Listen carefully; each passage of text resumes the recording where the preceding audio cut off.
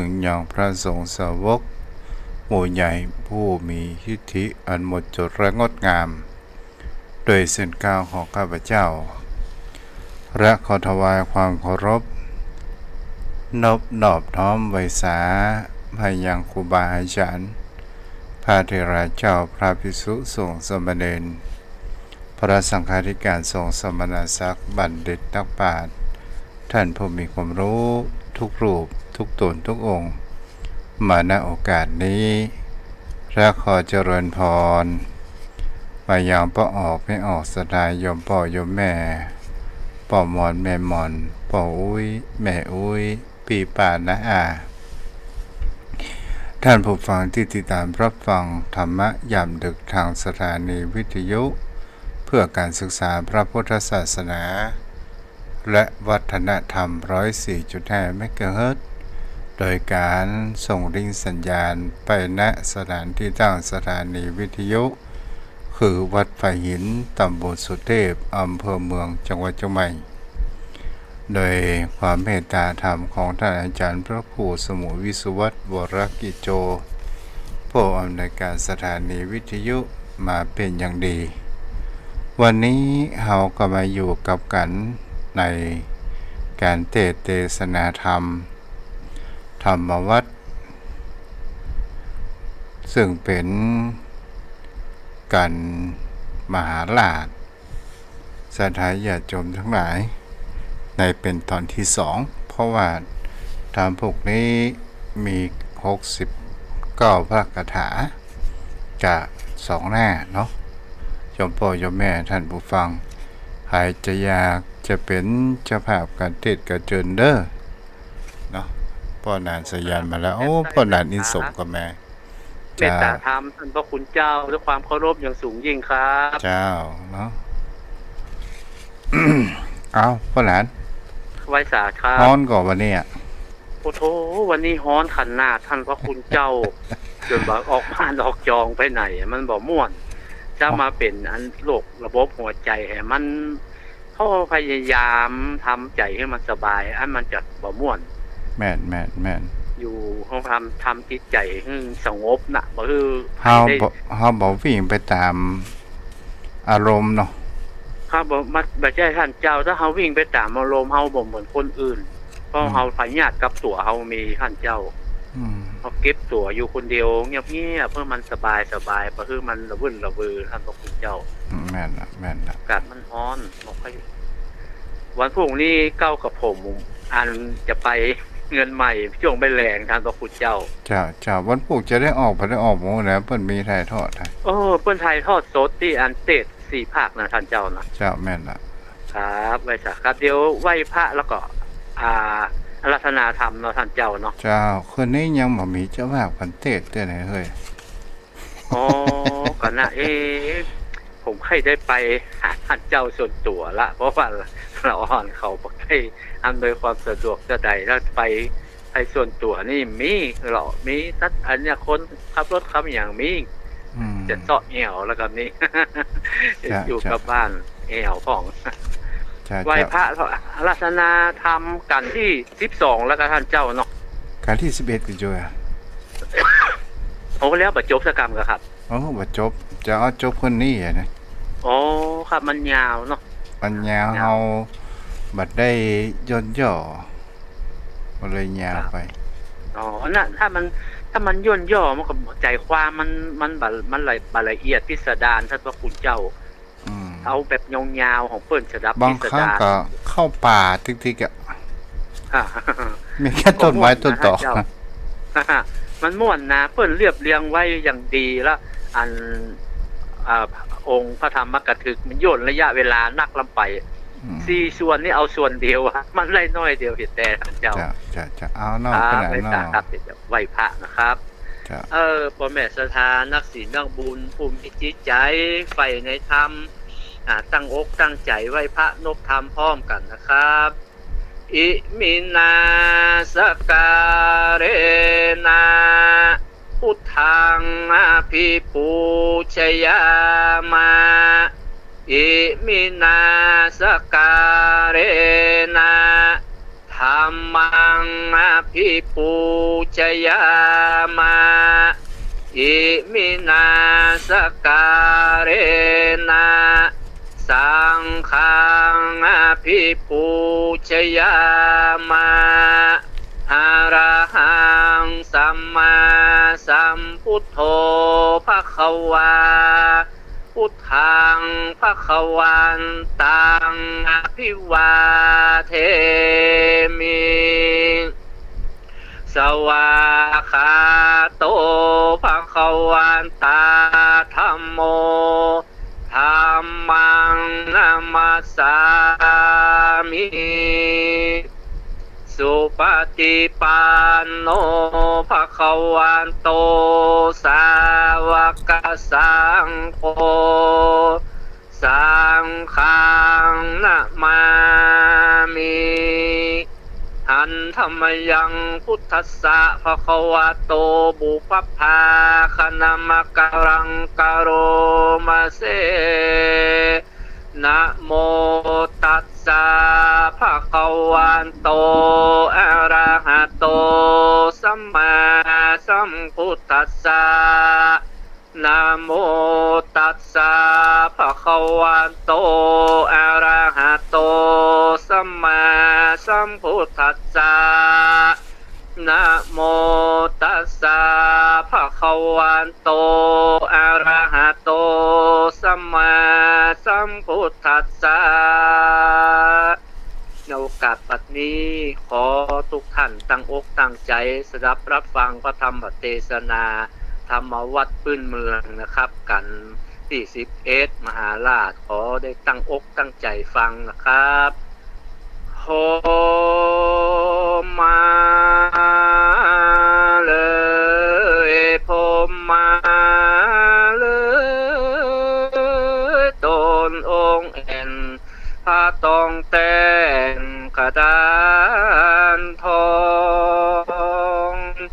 ทำอันใดทาละถูกต้องตามคันลองนักขาดผู้ข้าน้อยนาขออาราธนายังลูกศิษย์พระสัทธาตนศักดิ์สิทธิ์ได้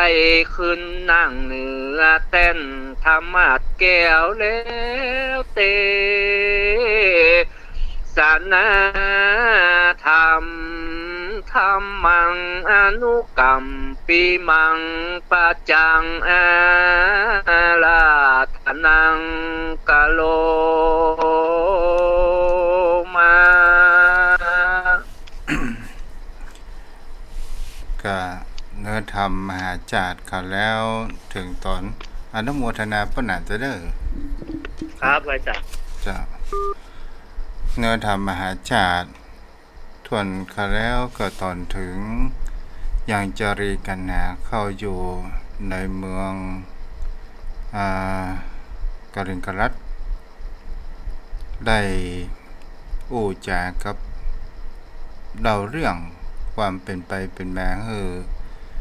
ต่างสนใจผู้อันเป็นปู่ของตนตัววันนี้กับฟัง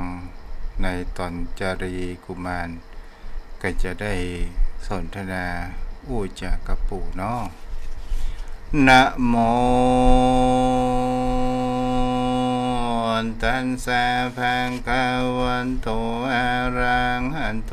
สัมมาสัมพุทธัสสะเอวังจาเลกุมาโลเจ้าจาเลกุมารสำแดงอาการเป็นทุกข์เป็นแห่งเจ้าแม่เจ้าคอยแผ่เจตนายุยงผู้ภัยให้เจ้ายังรักลุงต่ออันจุในภัยรู้ว่าบ่อะไรเสียแล้วเจ้านกแก้วเก่ากันทาวาพุทธาภิญามนุสสานังโลกัสสมิง โอปัญจิตุงคาแต่ผู้พญาเป็นเจ้าชื่อว่าลูกหญิงใจสายสืบเจื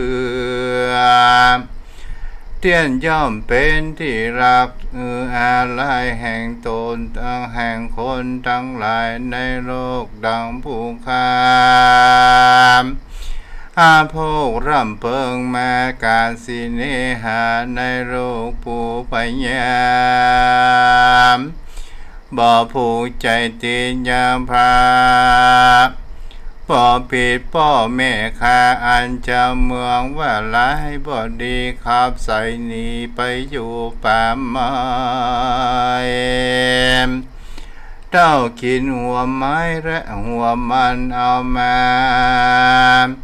สันตังเขาลอยผู้พญาเจ้าบ่บังเกิดสิเนหาจารณา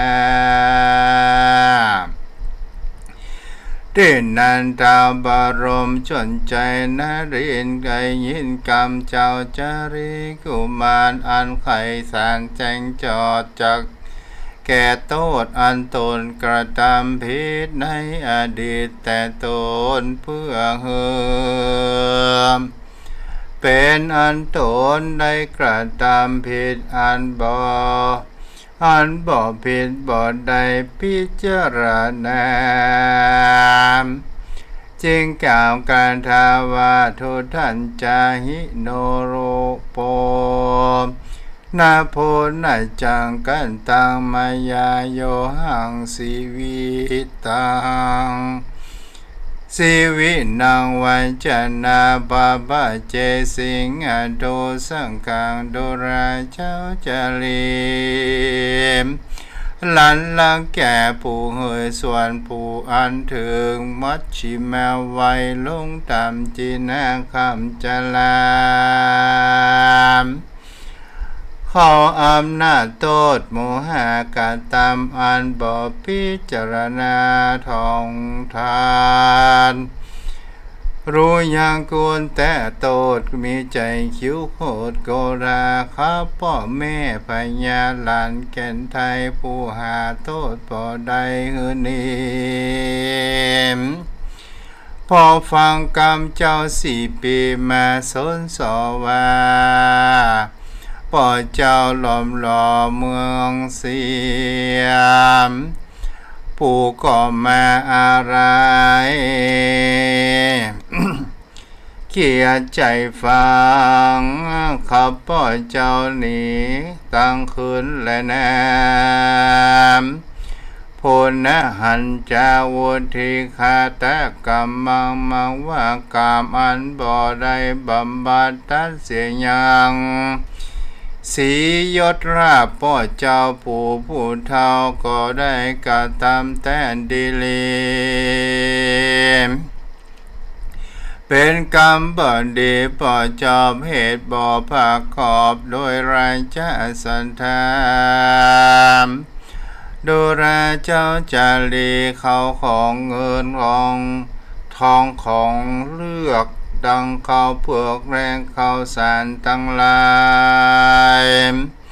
ตั้งมัวและจังมาตั้งหมู่คายิ่งใจอันมีในอาณาไขเขตอาณารัฐไขเขตประเทศต้อง4 ปีกูผู้นี้เจ้าเวนเกณฑ์หือพ่อเจ้ามาสวยเราพอ2ขอเชิญเจ้าบัวตองรันนอไปนิมนต์เจ้าพ่อมาสวยเมืองหือยศรายเรื่องดังเก่า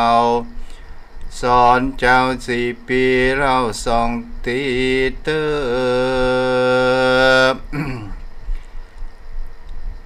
เมื่อเจ้าสนใจสุภาษันเจ้าจารีกุมารยศใหญ่พิจารณาแล้วไปกวนไป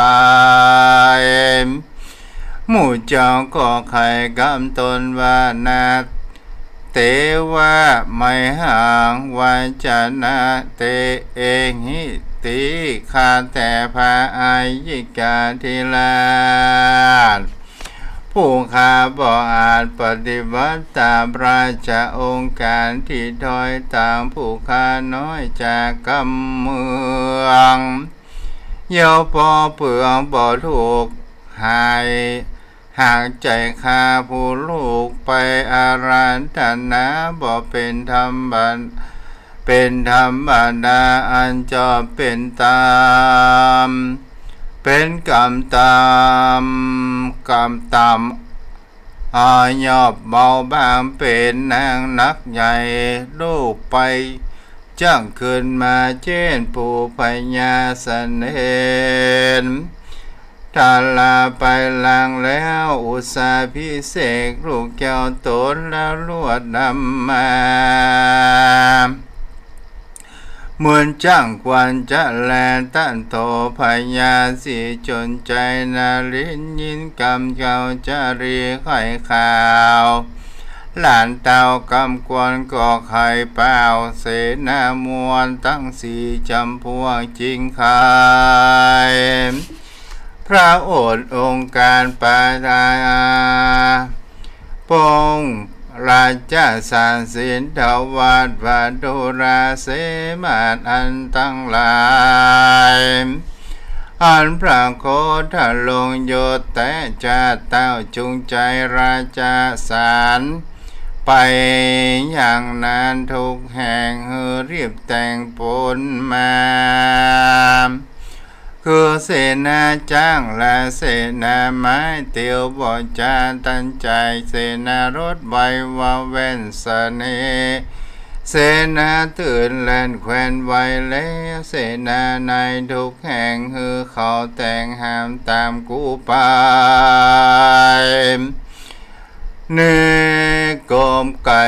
เมืองคอกเอาออกมาปันพรามตะลงทามจอบตะไหลเปตังเต่าเต้และมอตวยโยธา60,000นาจอยชื่นสมงามเกิดมาวานยามตันลูกเราปายาเวสันตันดาลาลาดเข้ามาผาดาวอาจดูงามรีบไปตามกูบ่อยากจะแล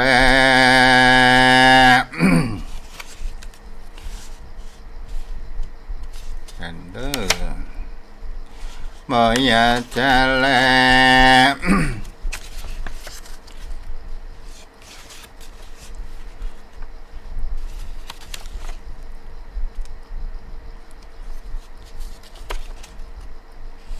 โดราเสนามาตั้งรายโจงมาติดปินเรามีสาวหงสายอันมีแซวสายโกงก็ดาวรูปคนละลายจะหงอกแอนมีตั้งรูปมาแขวนอายจะนายมีรูปกายสอนลุดคาถาปิ่นเขียวอาจเจจันจันแสนขาดไขรูปปินสายหนึ่งนั้นเสียงหนึ่งนั้นสนันตันปานฟ้าตอกสมุทรตาสะกอนสายหนึ่งชื่อว่ามาทุร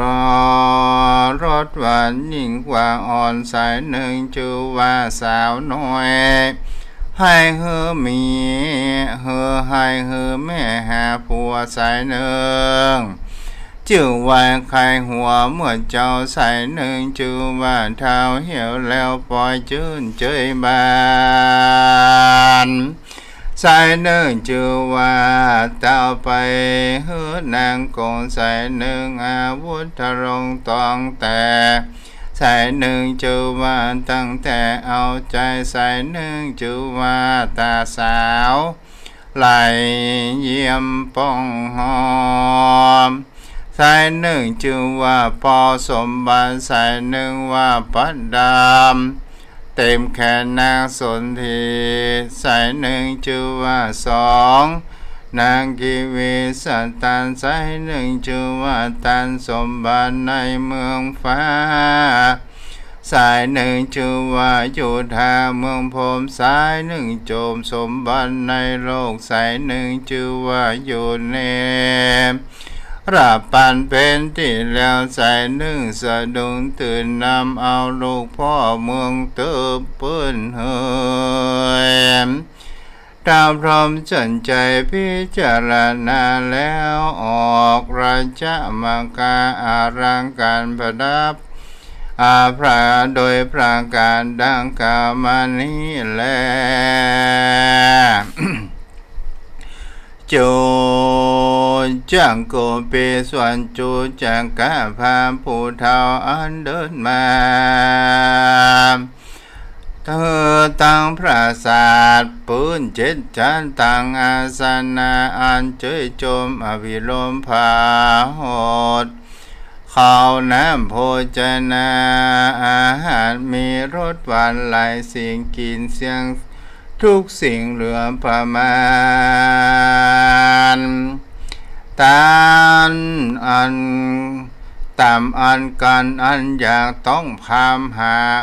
พรากมานานมากินอาหารตามอันมองอันอาหารกัดกั้งในใส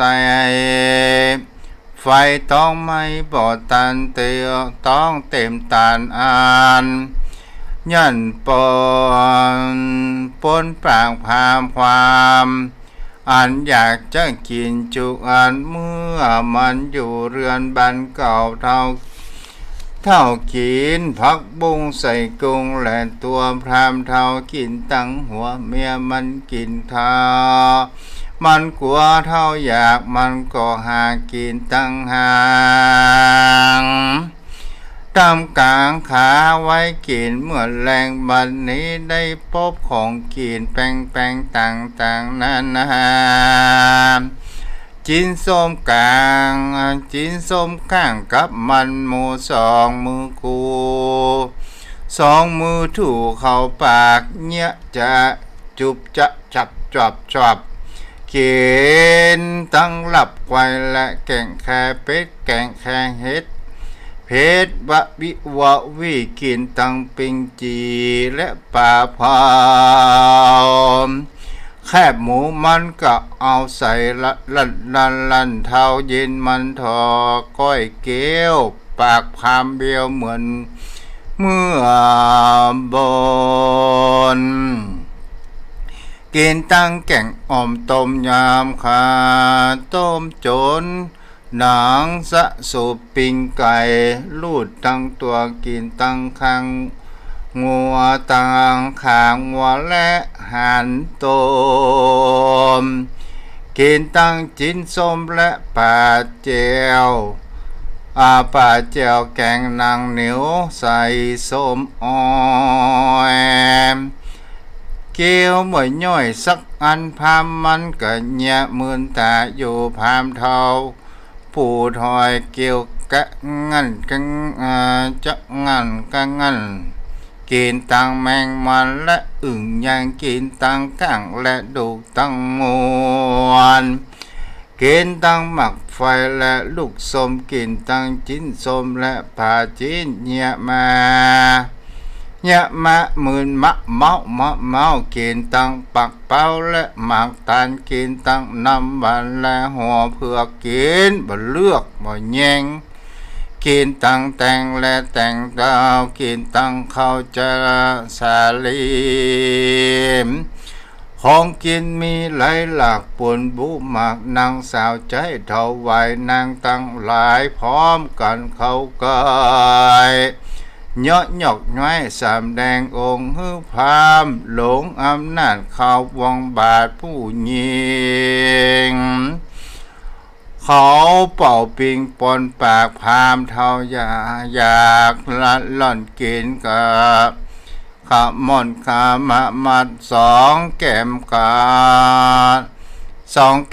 าดมะไม้ต้องพามเท่าใหญ่เต้าใดเต้าไหตานพามยินลำบาก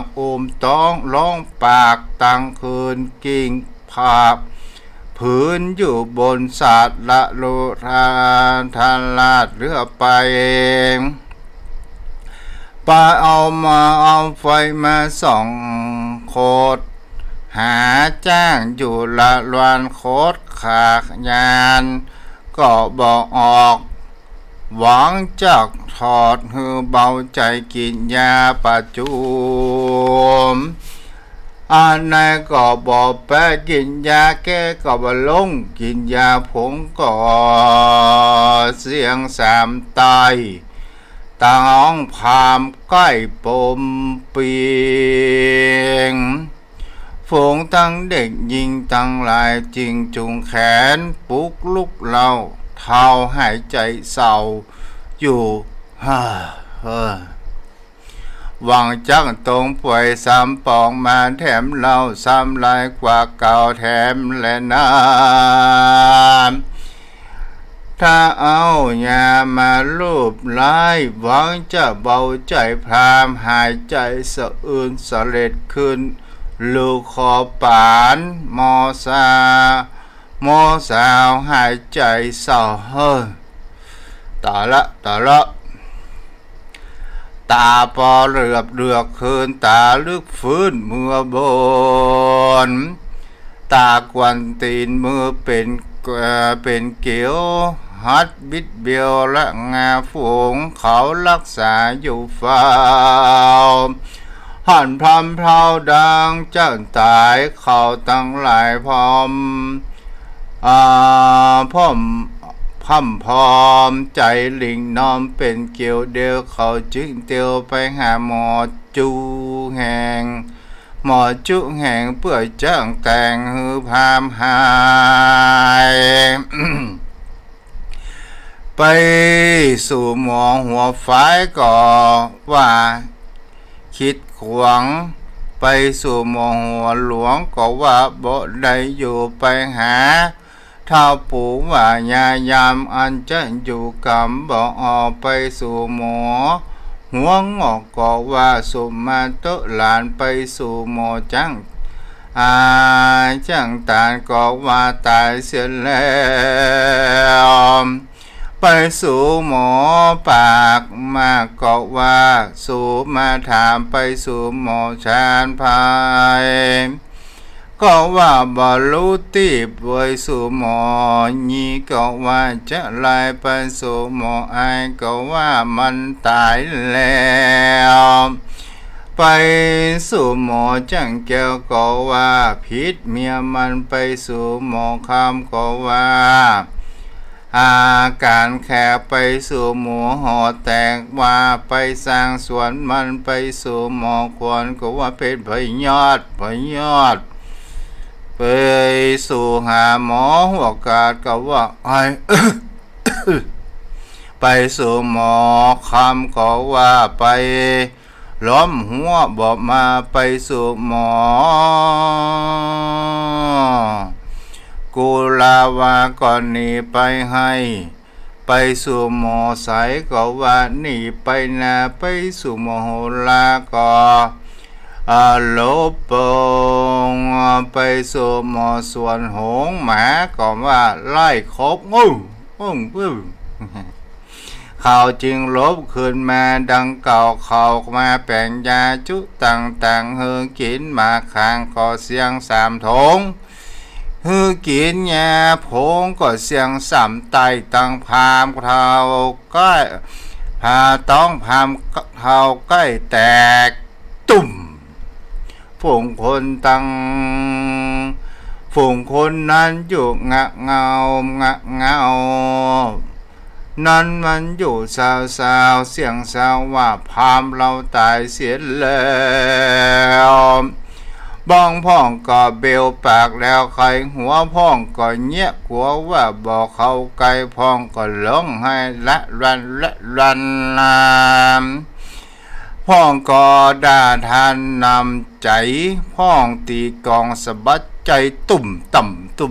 ำตะดาตีฮือพามขาดใจตายเขาทั้งหลายจึงหาพรามไว้เหนือแตนเขาก็ ว่าเราจะได้พาแผ่นไหนมาโปกพ่องก็โปกเอาเบียร์ไปซื้อยังกาดได้พาขาดผืนนึ่งดังยอเหมือนดังยองัวเอามาปกหัวก็บอกกุมหน้าก็มาหุ้มเขาก็มาหนาเขินสองตา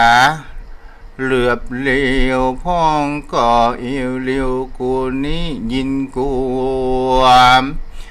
นางหัวปอเนี้ยลาเนี้ยละลายเตกน้อยไปปานะพูนเขาก็ปุ่มพามแต่งเท่าแบกกินพิษเสียงชีวิตอินทรีย์กินข้า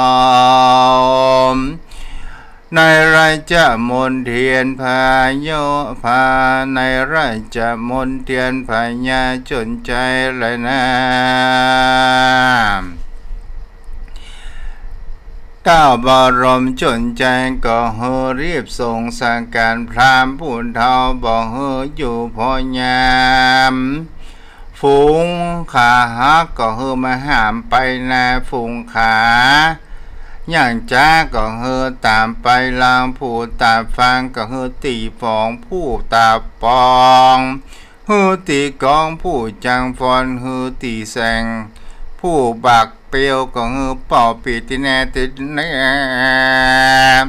ผู้แขนขาก็เฮถือละ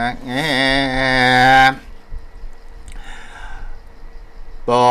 ลางไปนิมนต์พระลาน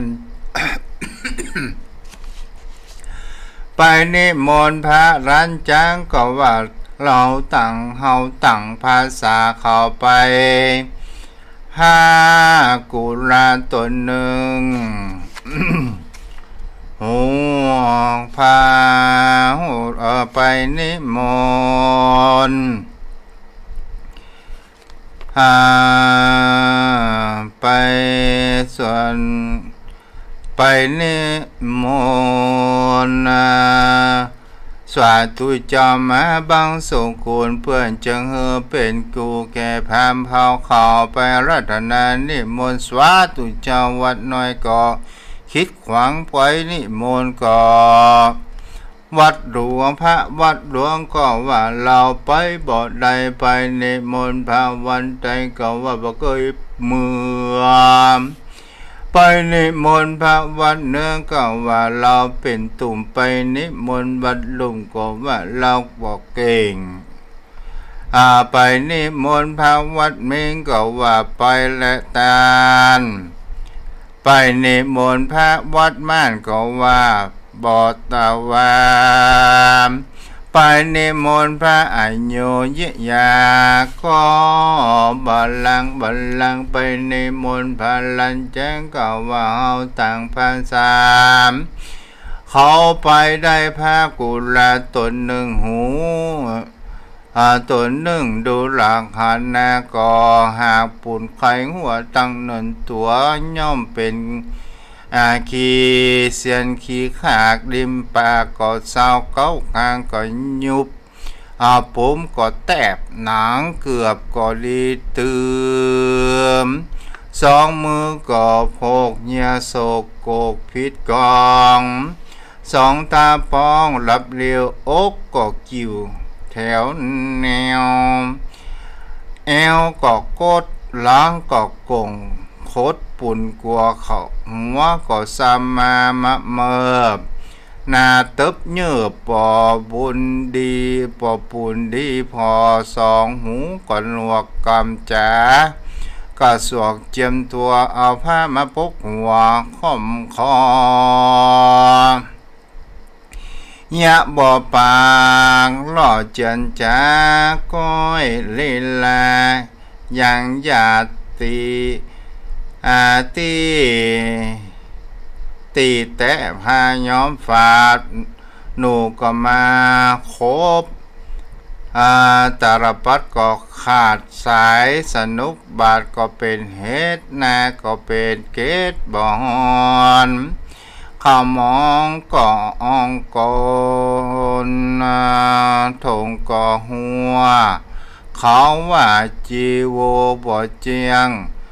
ก็ยืนสำเมียงส่องตาไกวแขวนไปมาเยะยุบยอดหยางมายืนเตรียม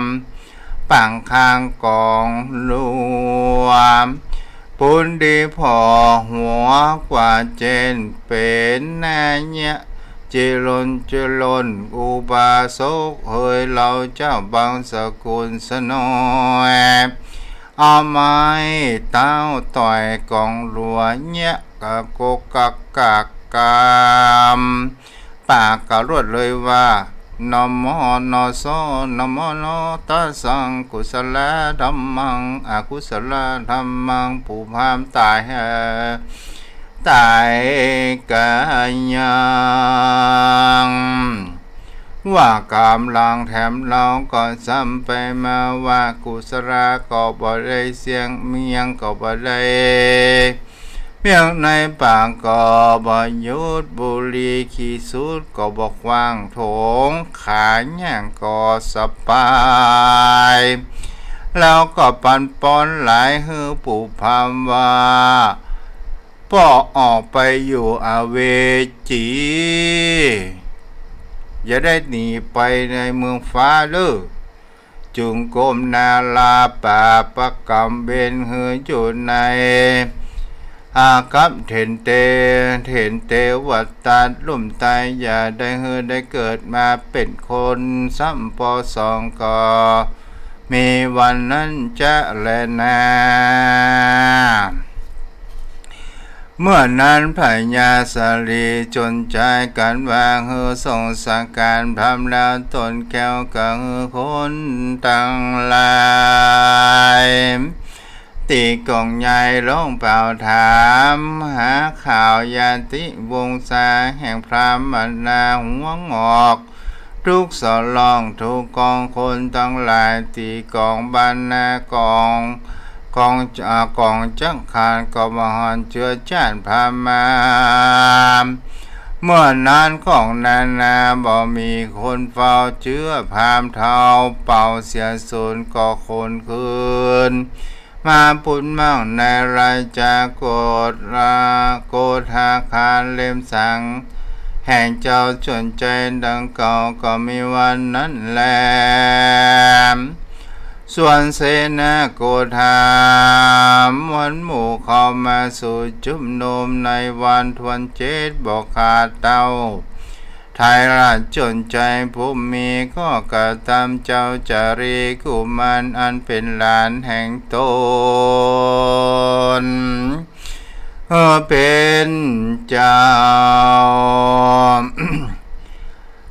นำปนไปก่อนนาหลานไปเจ้าฟ้าก็ออกไป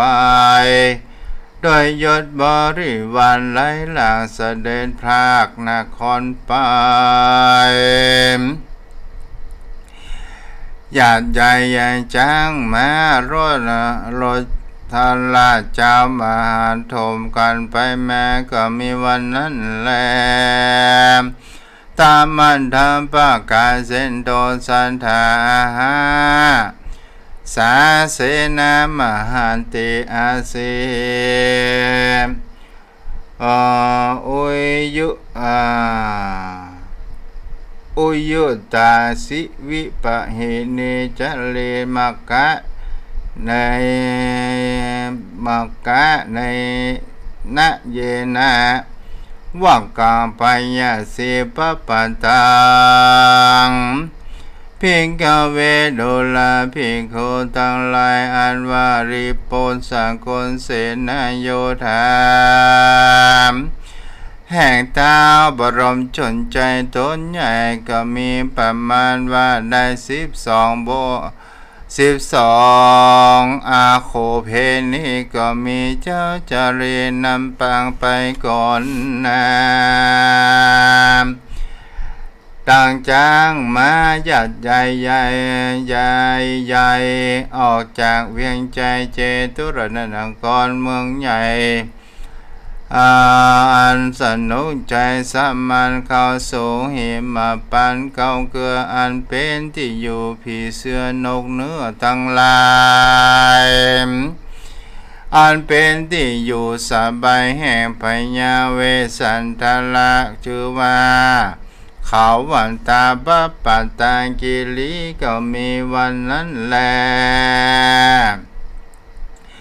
ตาโตในกาลนั้นพราหมณ์ทั้งหลายอันอยู่ในเมืองกาลิงคาลาดก็นำจ้างแก้วลาดปัจจัยไปรอดเมืองตนแล้วหาโฟนแก้วจละทาลาก็ไหลหลังมาบอกขาดจริงน้ำจ้างแก้วราชจะขึ้นมาถวายแก่พญาชนใจดังกล่าวจ้างตัวนั้นเล่าก็ยินดีปิติมีบ่เศร้าโดยใจโดยใสใจว่าจะได้หันหน้าเจ้าแห่งตนก็ร้องร้นไปมาเสียงสังเขียนอันมากต่างสันทาเยตังกันทาพันดานังอันนี้ชื่นชอบพระยอดซอยสวนสดามเตียวรัตนาจงกลมแก้วกายกวายฟ้าจังคนอาศัยจ้างแก้วปัจจัยได้เป็นเหตุพระจึงเตศในจริยาพิตกามแก่ท่านพราหมณ์เสนาในจริยาพิตกาดังนี้เป็นต้น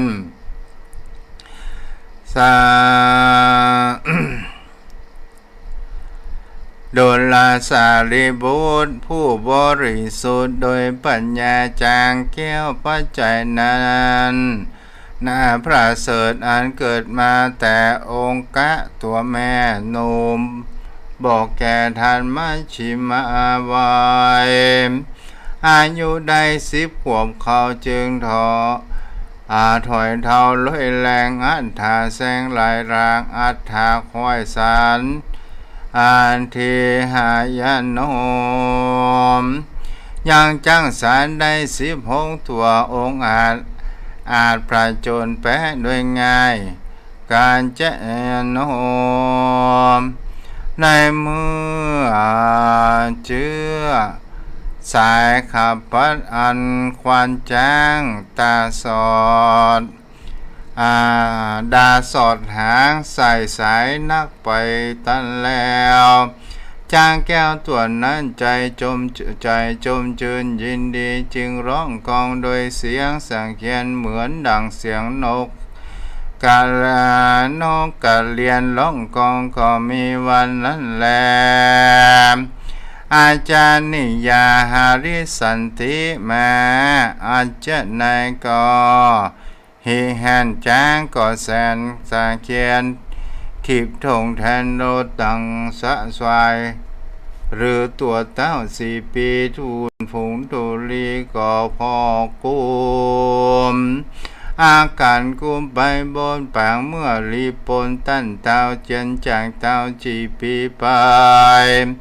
โคทหารบรบวมเต้าสนใจยอมหานหัดหาวเป็นข้าเต้าอวดอาสาก็เอาการระแวงแวดล้อมยอมยศเจ้าจารีกุมาร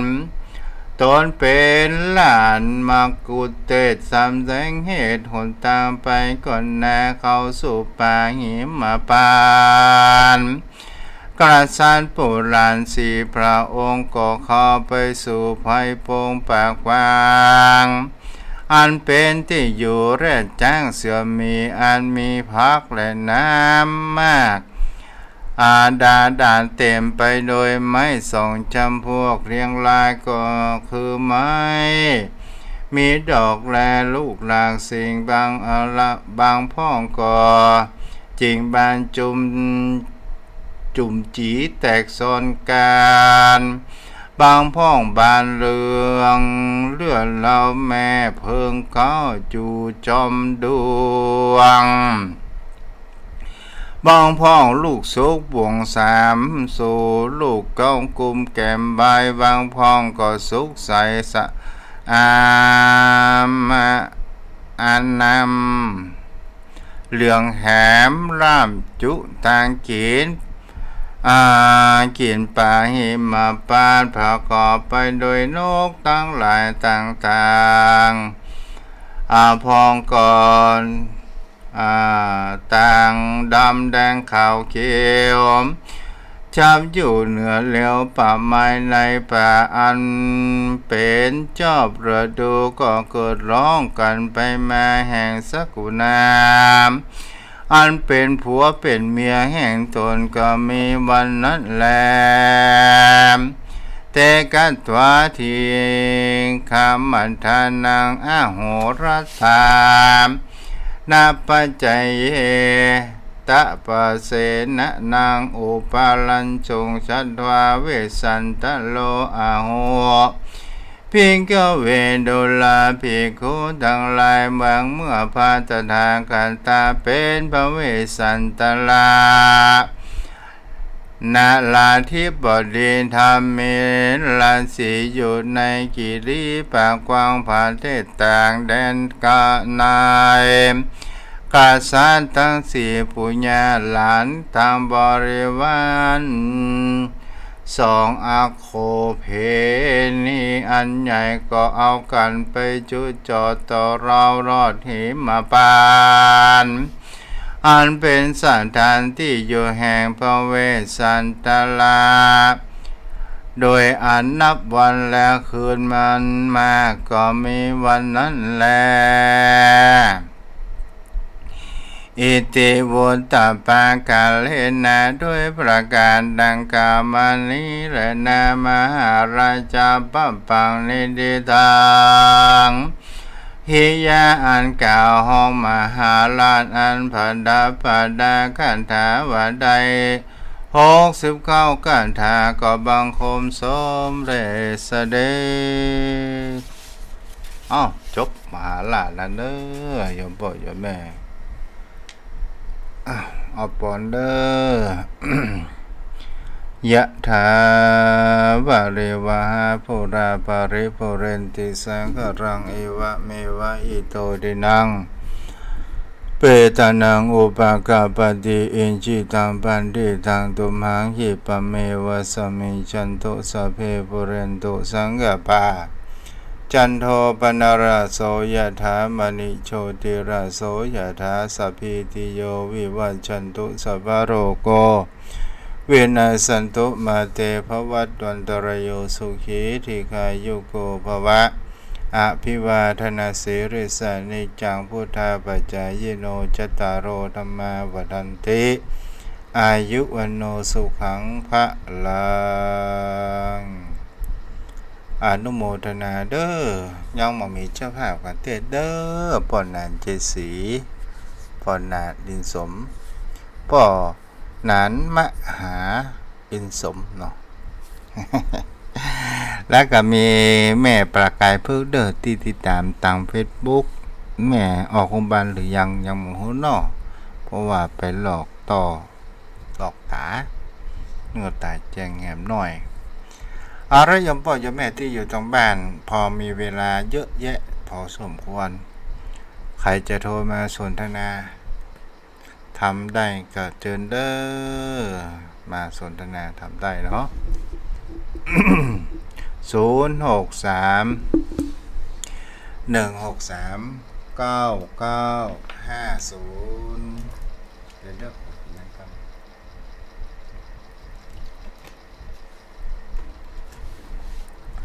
063 163 9950เจริญพ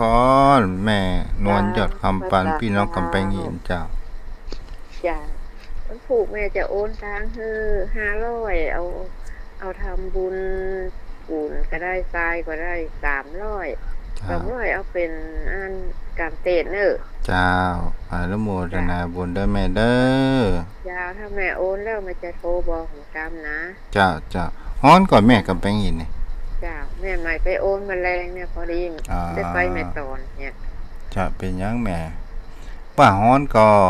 ต้อง เจ้า กับแปลงหินฮ้อนก่อน เจ้าว่าเจ้า จ้ามันได้คืนสักบาท มาห้ามเจ้า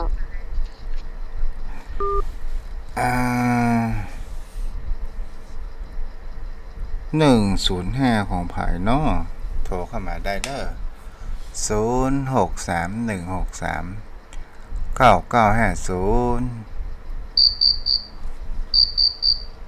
เจริญพ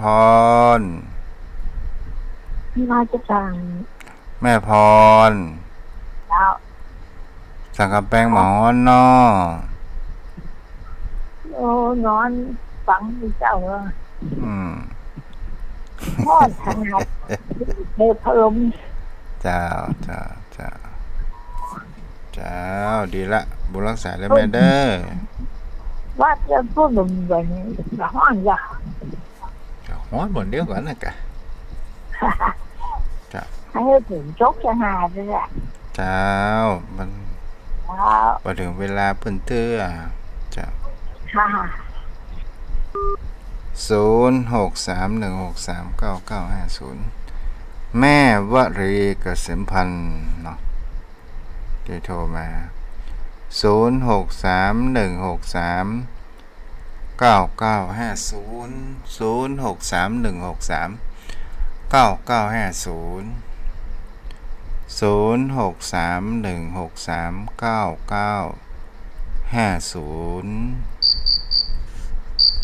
จริญพรแม่วลีจะอู้ว่าบ่อู้ดิ ก็นึกว่าอาจารย์จะไม่คุยด้วย เริ่มเจ็บคอเป็นไข้อีกแล้ว นี่รักษาสุขภาพแล้วโยมแม่เด้อ จ้า จ้า เจ็บปูกจ้าโอ้อยู่นี่ลุย จ้า0631639950 ของไผ221ของไผเนาะโทรเข้ามาได้เด้อ0631639950พอได้ฟังธรรมเนื้อธรรมมหาราชมีแห่งคำว่าสารธรรมที่อยู่ในเนื้อธรรมนั้นก็คือปวดหัวว่าตัณหาของบุพามเนาะเจริญพรแม่จะไปรอเสียงเอาวิทยุแม่ปิดวิทยุก่อนเด้อ ขอโทษนะเจ้านมัสการเจ้านี่ไม่ดาราหนองแปรกาลปีเลยเจ้า มาได้ยินเสียงแคดเหมือนเนาะสุขสบายดีเนาะแม่ วันนี้แม่เมาเนี่ยขีนเปิ้นใส่บาตรก็ท่านนอนมาใส่บาตรบ้านแม่ จ้าดีละ โอ้ยแม่ก็ตู้แม่มาแปะเปิ้นหวานเลยเด็กหวาน จ้า นะสบายดีเจ้า จ้าบ่รักษาได้แม่เด้อ โอ้ฐานะแต่เนื้อแต่ตัวเนอะที่ปูนนักประเดี๋ยวนี้นะเจ้า จ้า เจ้านมัสการเนอะแม่ไปคอยจังหวัดที่บุรีนี่นะ จ้า เพราะงั้นบวชต้นปุ้นแล้วแต่ว่านี่ไปหนองเลี้ยง จ้าเดี๋ยวละ เห็นมือเปิ้นเอาไปโชว์เปิ้นเป็นอย่าง สาธุอนุโมทนาด้วยแม่เด้อ0631639950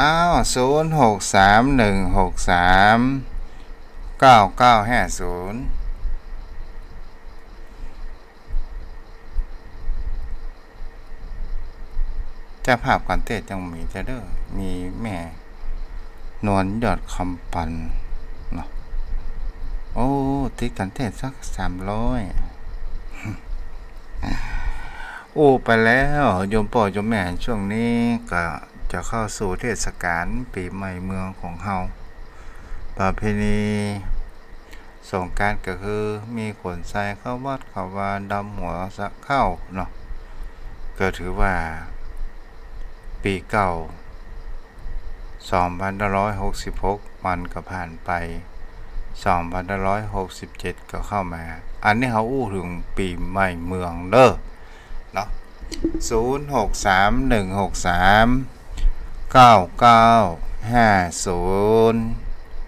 0631639950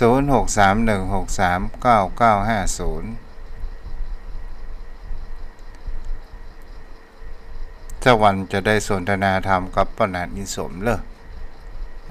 เรื่องเดือนจีปีใหม่อะไรอย่างเขาว่ากันไปแล้วป้าหนานเตรียมตัวเด้อถ้าอยู่นะ ป้าหนานอินสมนี่โอ้เปิ่นมีความรู้รอบตัวตลอดจนถึงการดูเปิ่นห้องว่าดาควาสืบชะตาบางฮงจุ้ยเปิกใบสีต่างๆนานาการงานอะไรอย่างเนาะแล้วก็เวลาต่างวัดต่างวามีการมีงานเปิ่นก็ไปช่วยเป็นพิธีเป็นโฆษกพิธีกรตลอดจนถึงเป็น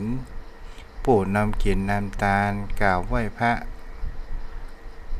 รับศีลเนาะเพราะนั้นนี่สมเป็นพระนานรวมเหมือนกันเด้อเป็นมหาเหมือนกันมหาเนาะพระนานเนาะแม่เต็มได้ยินเสียงเหมือนวันนี้รับก็ว่านอนนั่ง แต่ ฟัง ทุกคืนน่ะรับเฝ้าท่านอาจารย์นะคะรับเฝ้าไปเนี่ยฟังตะต้นมาก็เดี๋ยวอย่างนี้สะดุ้งตื่นไปจะจบแล้วนี่ เดี๋ยวละเป็นยา เจ้าเมื่อวันเนี่ยอากาศมันร้อน แม่มันฮ้อนเนี่ยมันหิวตัวนั่นแม่เนาะ เจ้าวันนี้สมฮ้อนเนี่ยเดียวเนี่ย ฮ้อนเหมือนว่ามันหิวตัวแม่เจ้าเย็นตอนเนี่ยมันฮ้อนเตะฮ้อนด้วย เจ้าเมื่อ ไอ้ไรหมูจะผ่านสักวันมันก็ชงจะผ่านไปแล้วแม่ เจ้าให้ฝนตกสังหาแล้วเนาะ มันมาถึงเวลาเถอะแค่หา เทวดาไปประชุมอยู่แม่ ท่านสบายดีเจ้า สบายดีเจ้าบุญรักษาด้วยแม่เด้อ สาธุเจ้า จ้า0631639950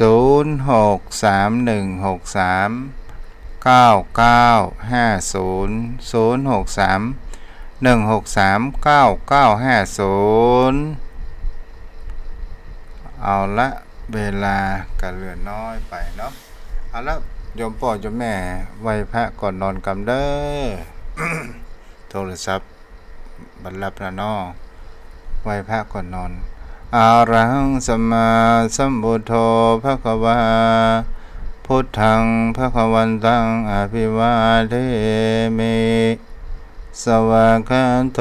ภะคะวะตาธัมโมธัมมังนัมสสามิสุปฏิปันโนภะคะวะโตสาวกสังโฆสังฆังนะมามินะโมตัสสะภะคะวะโตอะระหะโตสัมมาสัมพุทธัสสะนะโมตัสสะภะคะวะโตอะระหะโตสัมมาสัมพุทธัสสะนะโมตัสสะภะคะวะโตอะระหะโตสัมมาสัมพุทธัสสะนอนหลับฝันดีเด้อ สำเป็น